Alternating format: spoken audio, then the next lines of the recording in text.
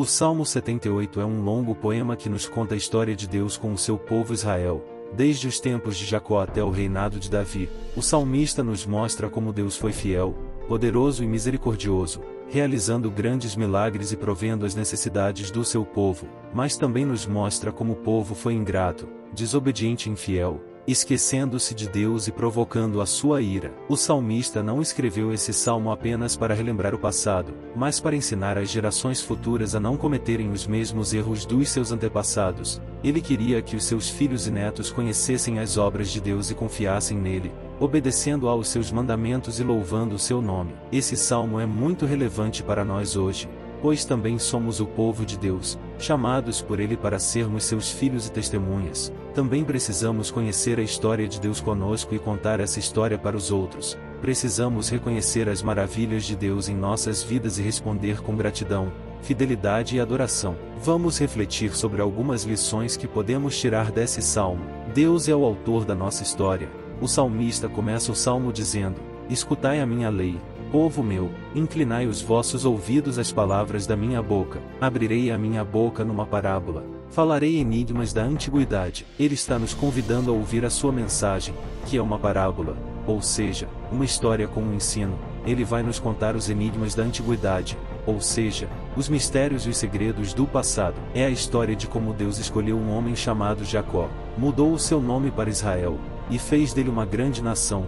Como Deus fez uma aliança com esse povo, dando-lhe a sua lei e os seus mandamentos. Como Deus libertou esse povo da escravidão no Egito, realizando sinais e prodígios. Como Deus guiou esse povo pelo deserto, dando-lhe comida e água, nuvem e fogo. Como Deus conduziu esse povo à terra prometida, dando-lhe vitória sobre os seus inimigos. Como Deus estabeleceu o seu reino em Israel, ungindo um pastor chamado Davi para ser o seu rei. Ele é o Senhor da história, que age com soberania e propósito.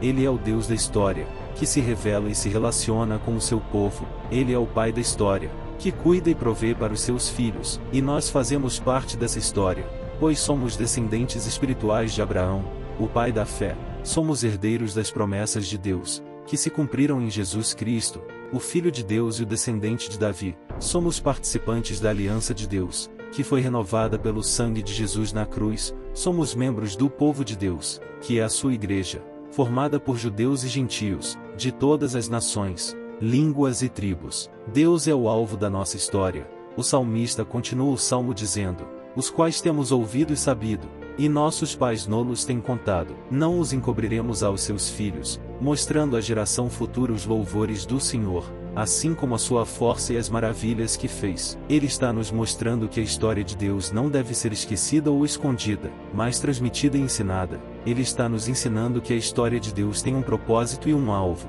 que é a glória de Deus. O salmista não quer apenas informar, mas formar. Ele não quer apenas contar, mas ensinar.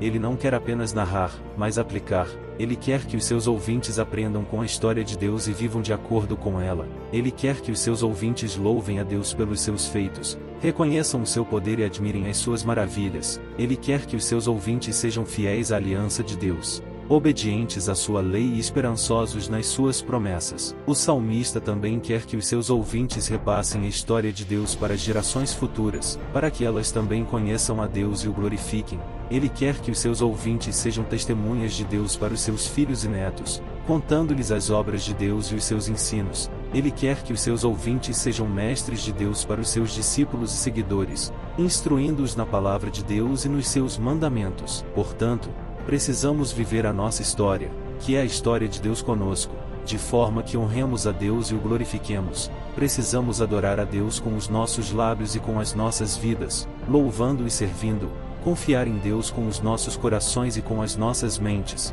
crendo nele e seguindo, compartilhar a nossa história, que é a história de Deus conosco, com as pessoas que estão ao nosso redor, especialmente com as nossas famílias e amigos, evangelizar e discipular, contando e ensinando as boas novas de Deus em Jesus Cristo. Amém.